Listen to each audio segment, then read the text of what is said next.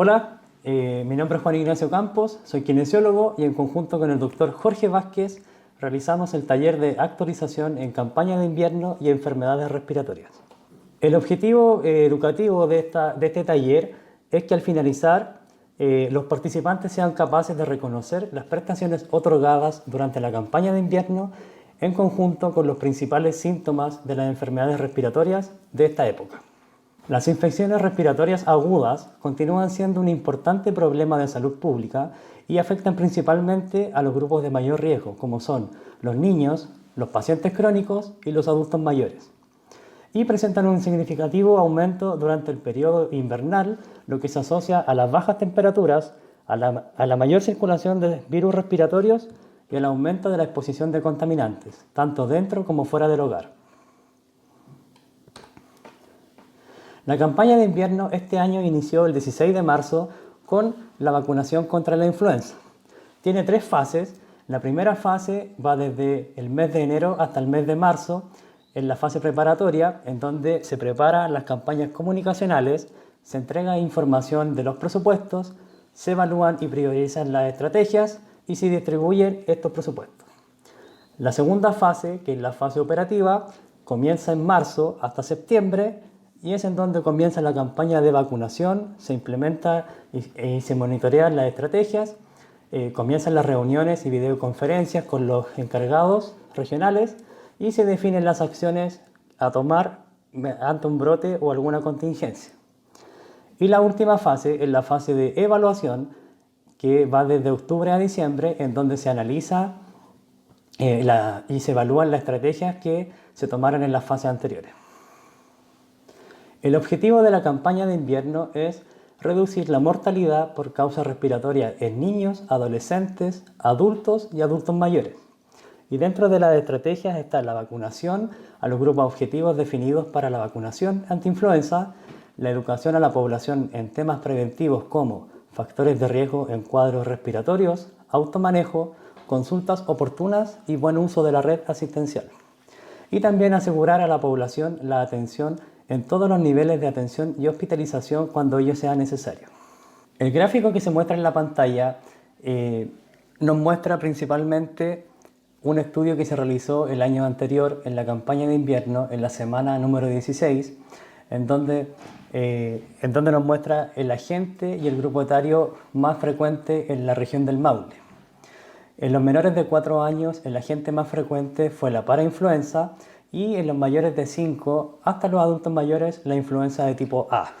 En cuanto al aumento de las consultas por causa respiratoria que se ve reflejada todos los años, el mayor porcentaje se ve reflejado en las infecciones respiratorias altas, ¿ya?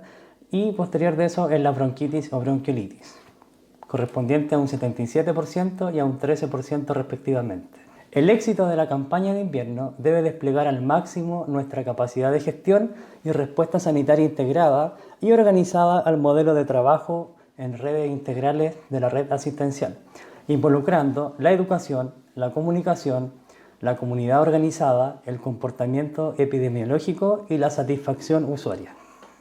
Las enfermedades respiratorias crónicas en la EPS, las más comunes son la enfermedad pulmonar obstructiva crónica y el asma bronquial.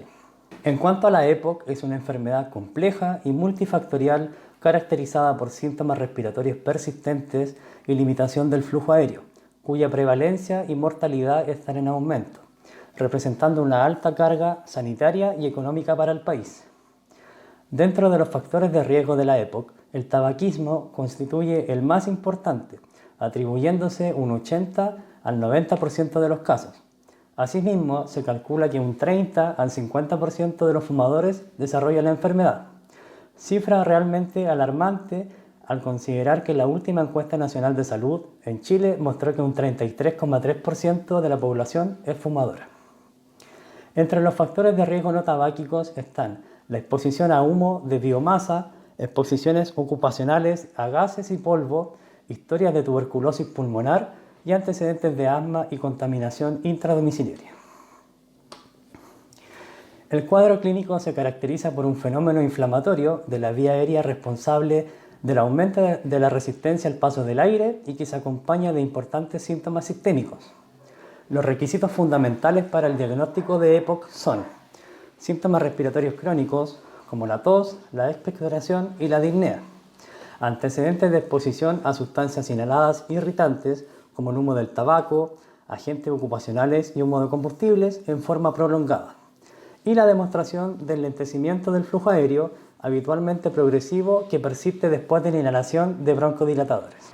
En cuanto a la confirmación diagnóstica, la espirometría puede utilizarse para estimar la severidad de la obstrucción a la entrada y salida del aire, junto a otras pruebas que pueden ayudar a predecir el pronóstico. Se debe demostrar la existencia de una obstrucción de la vía aérea y debe hacerse por medio de una espirometría basal posterior a la utilización de un broncodilatador ejecutada por personal de salud calificado.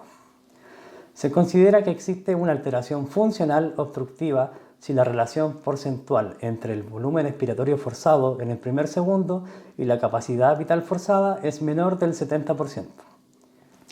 Los objetivos del manejo de la EPOC son aliviar los síntomas, aumentar la tolerancia al ejercicio, mejorar la calidad de vida, enlentecer la progresión de la enfermedad, prevenir exacerbaciones, disminuir hospitalizaciones y reducir la mortalidad.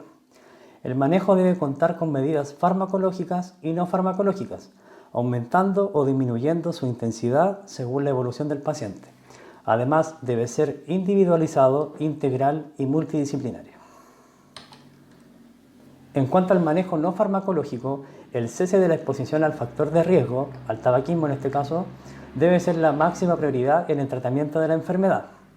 Tenemos la rehabilitación pulmonar y la actividad física que consta de ejercicios tanto físicos como respiratorios, educación, automanejo y en algunos casos intervenciones psicosociales. La educación aparece como uno de los componentes principales de los programas de rehabilitación pulmonar, mencionando contenidos importantes como información de la enfermedad, técnica de inhalación, consejo antitabaco, dieta y ejercicio. Las inmunizaciones, encontramos la vacuna neumocócica que se administra a los adultos mayores de 65 años y la vacuna de influenza que se administra anualmente. El manejo nutricional y manejo de comorbilidades también es importante debido a que el bajo peso se asocia a menor capacidad de ejercicio y mayor mortalidad en los pacientes con EPOC. En cuanto a la obesidad, se asocia a mayor disnea y mayor riesgo de exacerbaciones y más comorbilidades. El manejo farmacológico inicial de la EPOC estable se basa en medicamentos broncodilatadores y corticoides inhalados, ya sea por sí solos o combinados. Algunas consideraciones son: el uso de corticoides inhalados como monoterapia no es recomendado ya que sus beneficios no superan sus efectos adversos. El uso de broncodilatadores de acción larga debería preferirse por sobre el uso de broncodilatadores de acción corta en el manejo de los pacientes con EPOC estable en la atención primaria. En pacientes con EPOC estable con bajos niveles de disnea y alto riesgo de exacerbaciones debería preferirse el uso de antimuscarínicos de acción larga.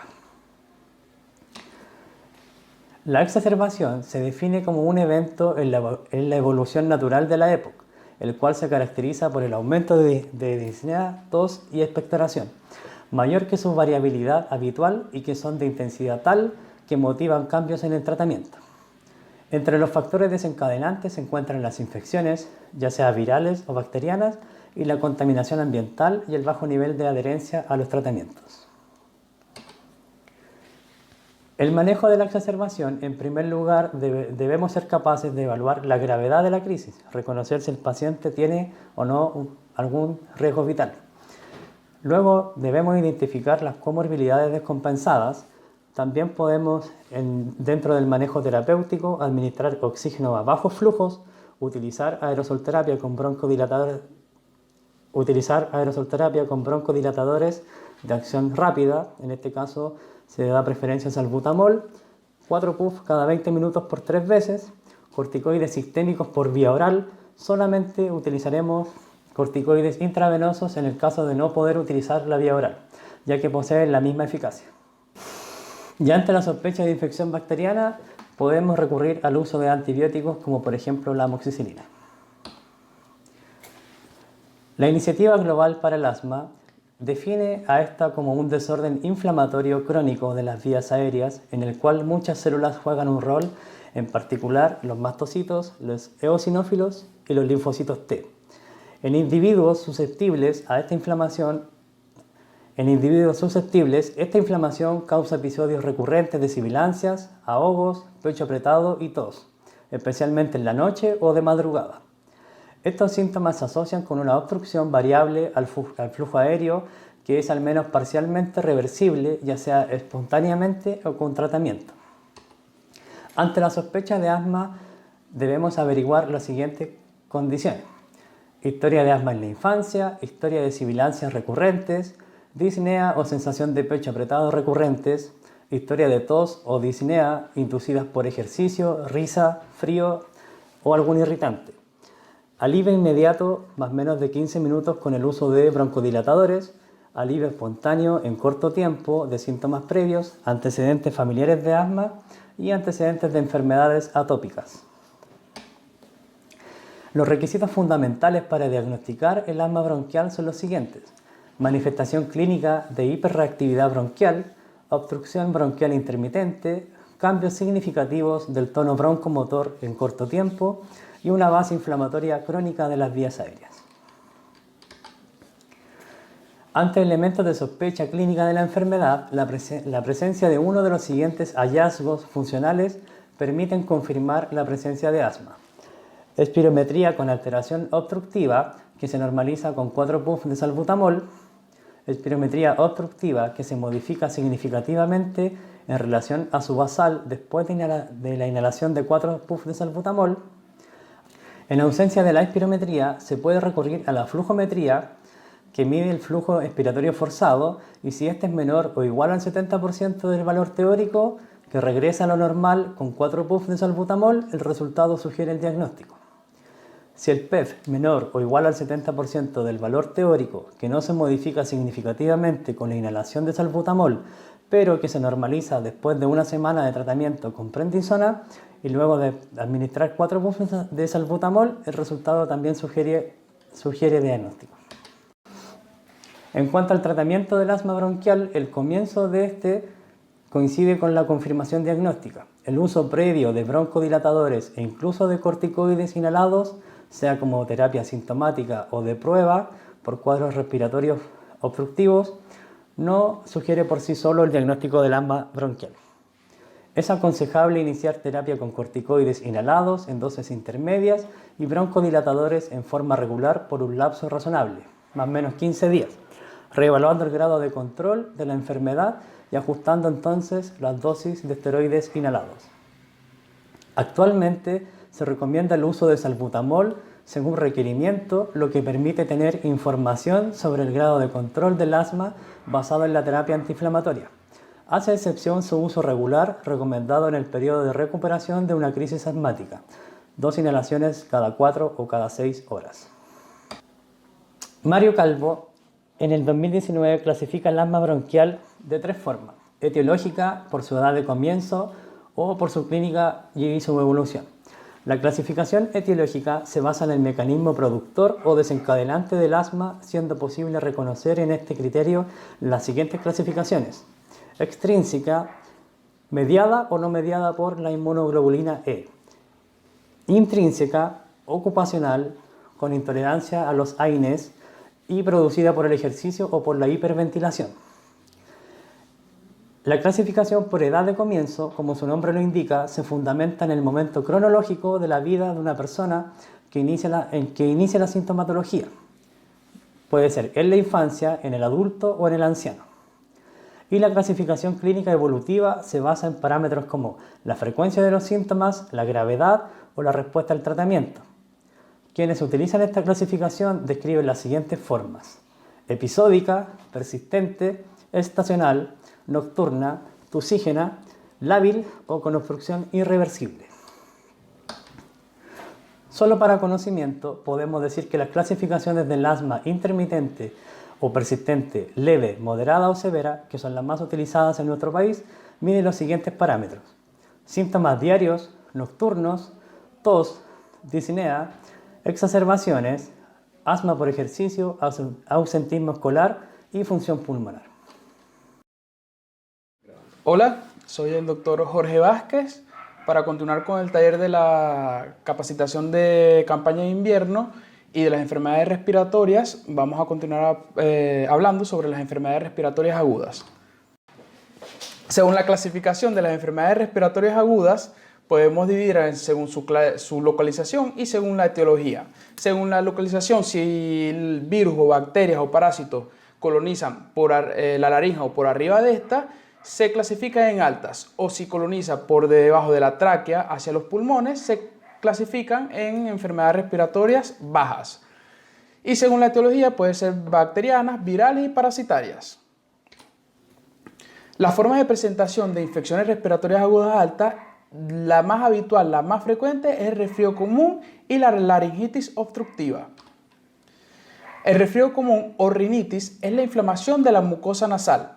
Es una infección sumamente frecuente y es la manifestación más frecuente de infección del tracto respiratorio superior. ¿Cuáles son las manifestaciones clínicas? Aumento de las secreciones nasales y edema inflamatorio de la mucosa, estornudo, congestión conjuntival y puede haber síntomas como fiebre, pero de bajo grado, mialgia, que son los dolores musculares, cefalea, tos seca y disfonía. La laringitis obstructiva es frecuente en niños de 6 meses a 3 años y se presenta en los meses de otoño.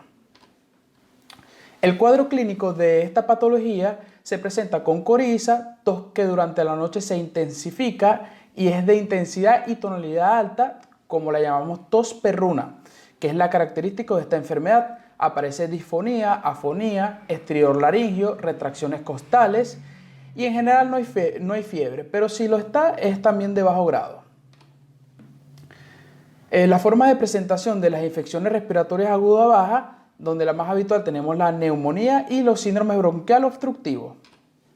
La neumonía adquirida en la comunidad o NAC es un proceso inflamatorio pulmonar de origen infeccioso adquirido en el medio comunitario.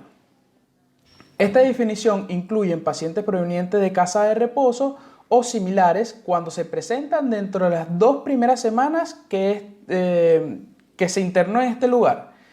La NAC se presenta con mayor frecuencia en pacientes con factores de riesgo como tabaquismo, desnutrición, alcoholismo, enfermedades pulmonares obstructivas crónicas, insuficiencia renal e inmunodeficiencia. Y no solamente es más frecuente, sino que es más grave.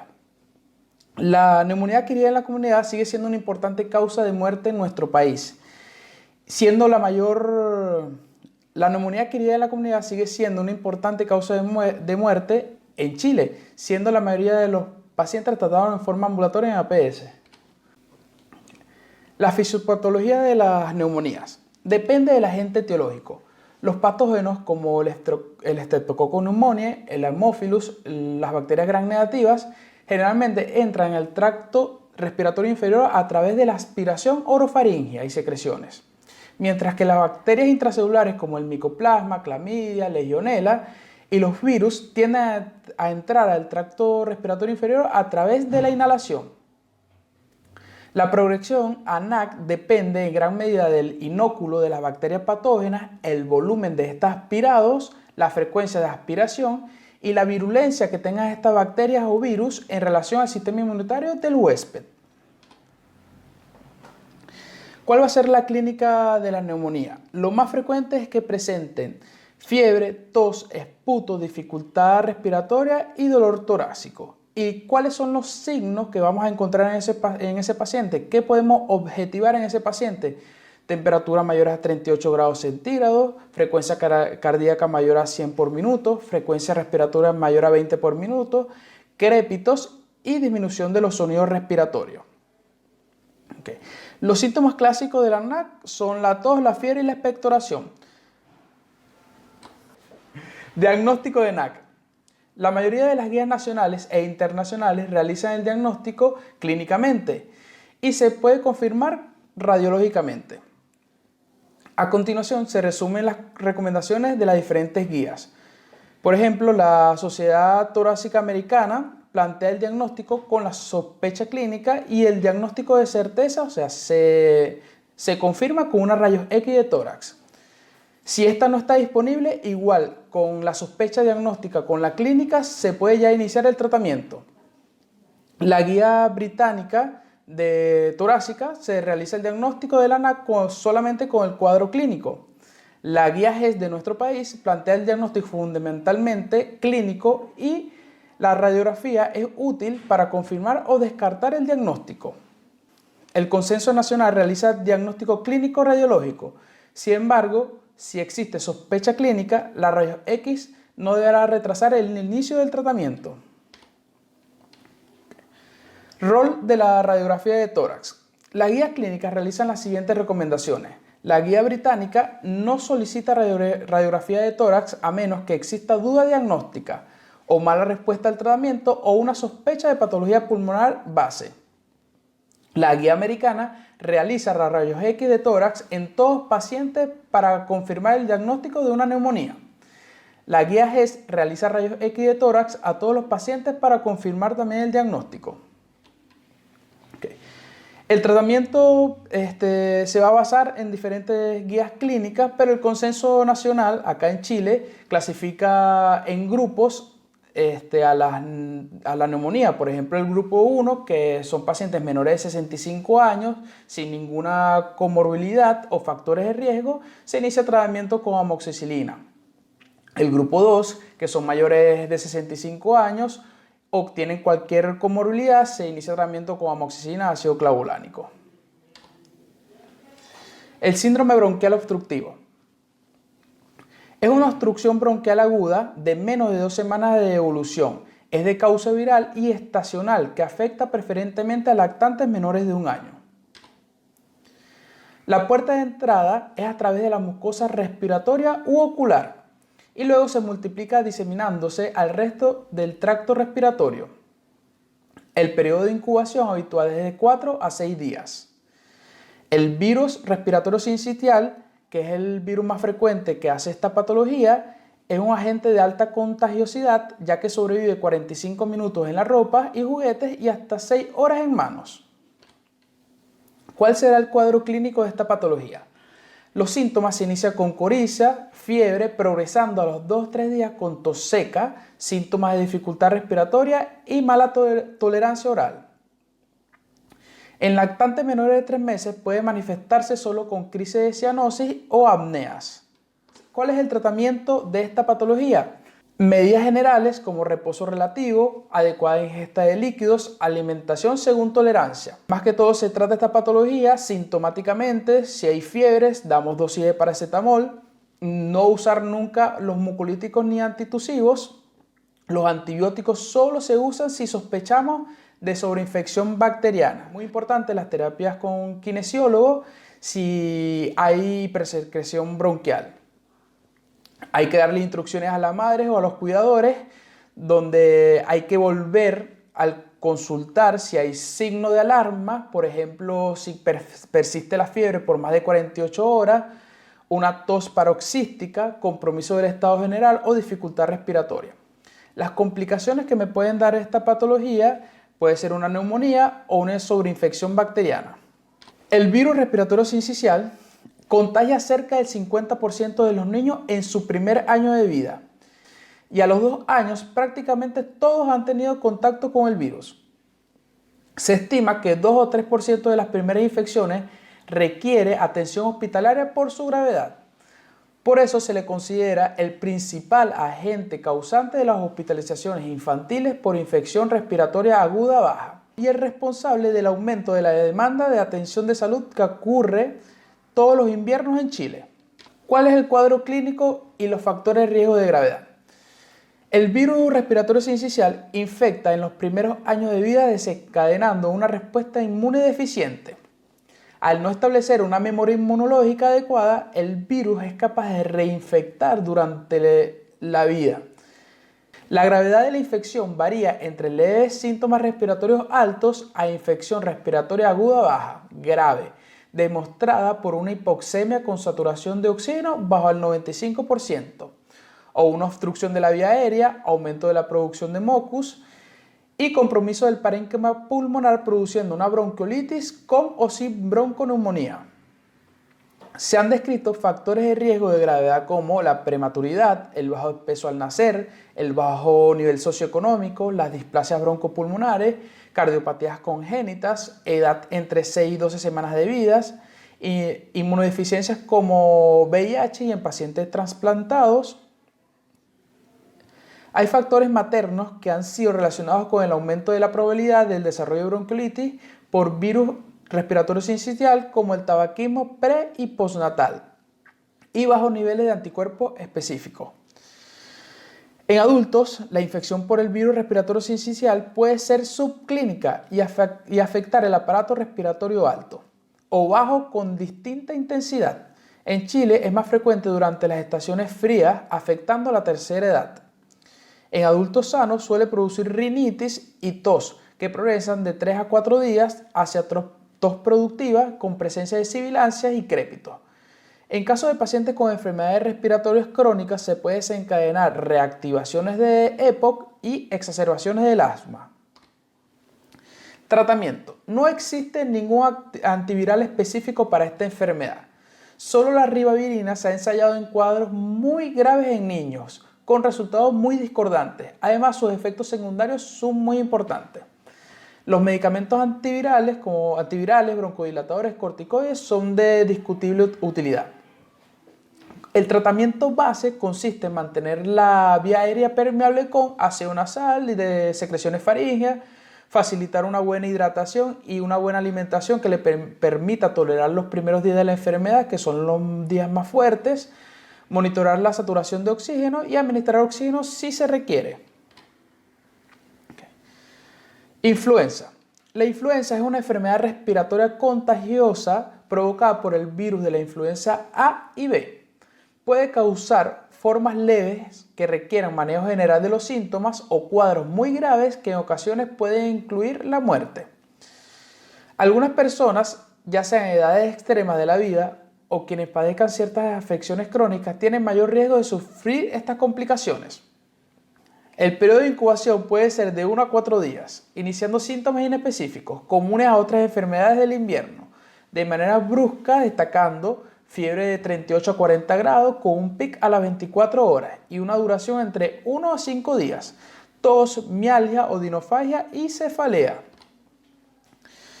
El mecanismo de contagio. La principal forma de transmisión es de persona a persona a través de gotitas que quedan suspendidas en el aire después de que un paciente con influenza tose o estornuda. O sea, el contagio es por gotitas. También es posible adquirir la infección cuando se tocan objetos contaminados con gotitas provenientes de un paciente infectado y se llevan la mano a la boca o la nariz sin lavárselas previamente. Evitar estas vías de contagio son el punto más importante para prevenir el contagio. Junto con esto, la mejor manera de evitar contraer esta enfermedad y en especial las complicaciones graves es la vacunación. Una definición de caso de influenza es de un sujeto que inició súbitamente un cuadro febril de mayor de 38 grados con tos, odinofagia en ausencia de otros diagnósticos. Los criterios de laboratorio, por ejemplo, podemos aislar el virus con un aspirado nasofaríngeo por PCR. Serología. Aumento de 4 veces el título de anticuerpos en suero agudo y convaleciente.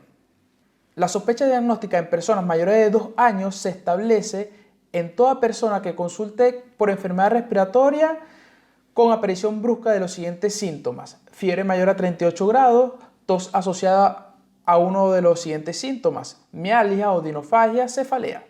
En el caso de que sean menores a 2 años, la definición de caso igualmente incluye la fiebre mayor a 38 grados, tos o rinorrea y en ausencia de obstrucción bronquial u otra causa que lo pueda explicar. Los factores del huésped.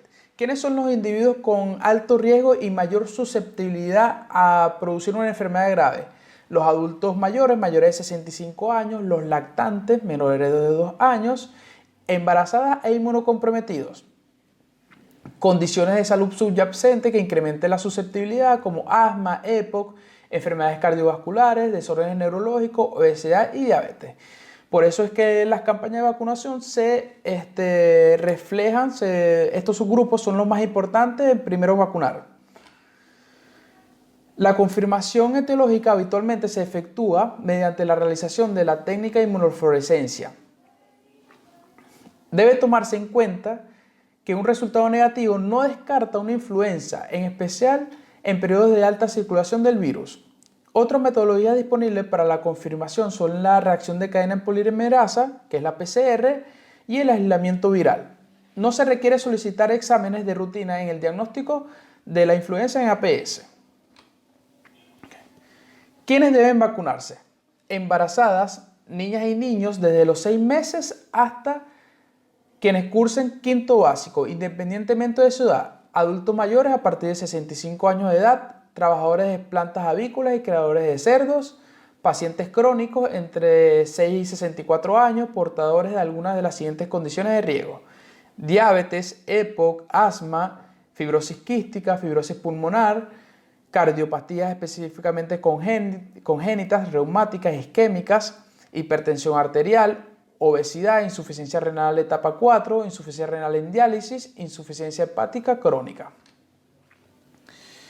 Se sugiere, dada su condición de riesgo, inmunizar a la población definida como otras prioridades regionales a los siguientes grupos: personas en situación de calle, escuelas institucionales de las Fuerzas Armadas, establecimientos penitenciarios, profesores. ¿Cuándo está contraindicada la vacuna de la antiinfluenza? Cuando el paciente o la persona produzca reacciones anafilácticas a algún componente de la vacuna, reacciones anafilácticas al huevo, historia de Guillain-Barré a dosis previa de la influenza. El tratamiento. Pacientes con influenza estacional no complicada, su tratamiento es sintomático, reposo en casa para disminuir el riesgo de la transmisión, el manejo de la fiebre y explicarles los signos de alarma a los pacientes para que en caso los presente acudir al sistema de urgencia. Los grupos con alto riesgo de padecer enfermedad grave o complicaciones hay que tratarlos con antivirales. Pacientes con influenza estacional grave o progresiva, con síndrome neumónico, septicemia o exacerbación de las enfermedades crónicas, dar antivirales lo antes posible como el oseltamivir en las 48 horas siguientes a la aparición de los síntomas. Se recomienda tratamiento mínimo de 5 días, ampliables hasta la mejoría clínica. Ahora vamos a hablar sobre la situación actual que estamos viviendo gran parte del mundo y la situación en Chile con respecto al coronavirus, tanto en la población general como en la población pediátrica. El coronavirus se inició en diciembre del 2019, donde se reportaron unos brotes de neumonía de origen desconocido en Wuhan, en China. Las secuencias genómicas aisladas de muestra proveniente del tracto respiratorio inferior confirmaron que se trataba de un nuevo tipo de coronavirus circulante. El 7 de enero del 2020, la Organización Mundial de la Salud denominó a este patógeno 2019 nuevo coronavirus.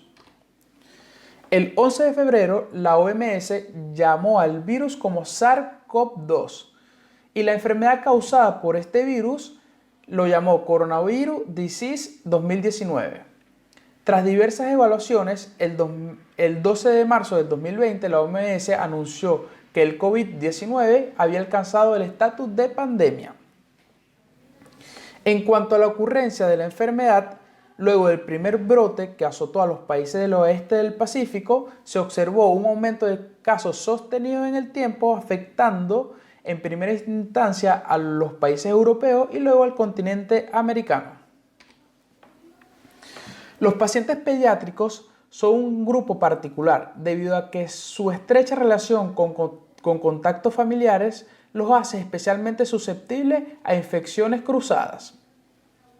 De acuerdo con la información epidemiológica existente, la mayoría de los casos en niños de COVID-19 demuestran evidencia de transmisión a través de encuentros familiares, comportándose como una enfermedad de clúster o infección de segunda generación. En cuanto a la ocurrencia de enfermedad en Chile, el primer caso confirmado en Chile se notificó el 2 de marzo del 2020. Se trataba de casos importados, identificándose 3 grupos familiares. Un primer grupo familiar correspondió a 4 personas que viajaron de Italia al Reino Unido. Entre ellos estaban 2 hermanos de 14 y 17 años que dieron positivo el 5 de marzo, transformándose en los primeros casos en población menor de edad en el país. La realidad nacional actualmente. Tenemos un total de casos activos de 25.000, un número de nuevos casos diarios de 5.596, con síntomas la mayoría, 5.089 y sin síntomas 507. Un total de contagiados de 154.092 casos, un total de 2.648 personas fallecidas, un número total de exámenes realizados de 781.000, un número de exámenes realizados en las últimas 24 horas de 19.976. Un número de pacientes conectados a ventilación mecánica invasiva de 1.379, un número de pacientes en estado crítico de 386 y tenemos actualmente 331 ventiladores disponibles. Estas son cifras desalentadoras, ya que en nuestro país están muriendo 7.2 personas por hora a causa de COVID-19, mientras intentamos retomar la normalidad. O sea, que no se puede hablar de normalidad ante semejante situación. ¿Cuál va a ser la clínica esperada para un paciente de COVID-19? El paciente puede presentar fiebre, tos, disnea, mialgia, cefaleas, ageusia, que es la pérdida del gusto, anosmia, que es la pérdida del olfato. Cuando presentan 2 síntomas de estos, ya nosotros podemos hacerte un caso sospechoso de COVID-19. Si nosotros tenemos un caso positivo de COVID-19 diagnosticado por PCR y un contacto de esa persona diagnosticada por PCR comienza con síntomas, se llamaría caso probable y pasaría automáticamente a ser positivo de coronavirus. A nivel local presentamos el primer caso de SARS-CoV-2 confirmado el 5 de marzo del 2020. Actualmente tenemos 69 casos sospechosos, 16 a la espera de resultados. Tenemos 27 casos confirmados, donde 21 están activos en la actualidad.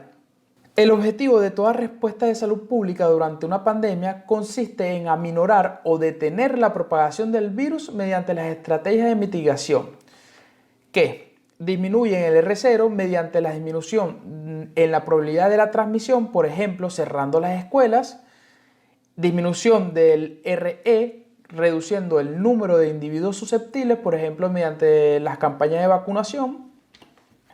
También parece justo decir que el comportamiento individual juega un rol crucial para controlar la propagación del SARS-CoV-2. El autoaislamiento temprano, la búsqueda de asistencia médica remota, a menos que los síntomas sean severos, y el distanciamiento social depende en gran parte de la ciudadanía. La evidencia sugiere que la falta de equipo de protección personal o equipamientos inadecuados sería una de las principales causas de muerte por SARS-CoV-2 entre los trabajadores de la salud. No cabe duda que la detección de casos y la reducción de contacto han demostrado ser altamente eficaz si se inicia precozmente, impidiendo una mayor propagación. Para ello, contar con un sistema de vigilancia eficiente con cobertura nacional y gestión centralizada es clave. Esto también implica necesariamente una comunicación efectiva tanto a nivel de entidades sanitarias como para la ciudadanía. Así, las estrategias deben prepararse, adoptarse y ajustarse de manera que se puede minimizar los impactos sanitarios, sociales y económicos en las regiones afectadas alrededor del mundo.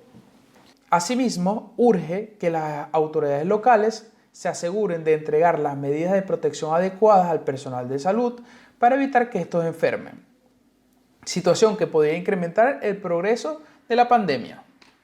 La prevención, que es lo más importante para con esta enfermedad.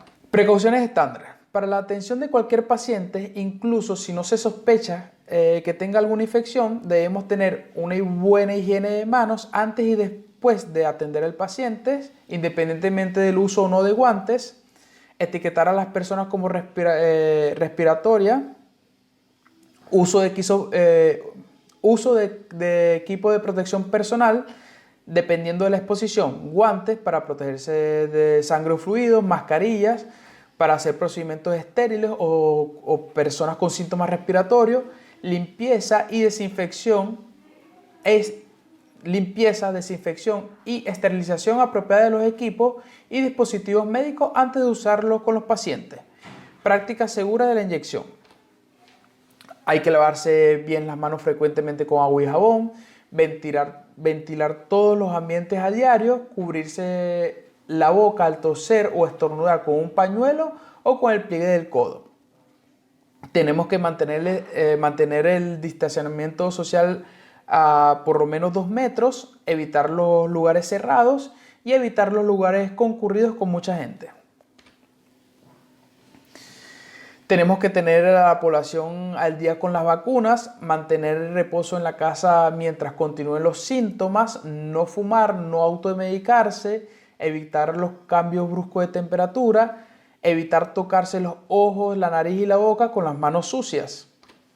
Ante cualquier sintomatología que nosotros sospechemos de COVID-19, como tos, mialgia, cefalea, odinofagia, pérdida del olfato, pérdida del gusto, debemos llamar siempre a este número de Salud Responde, ya que así evitamos la propagación y diseminación del virus.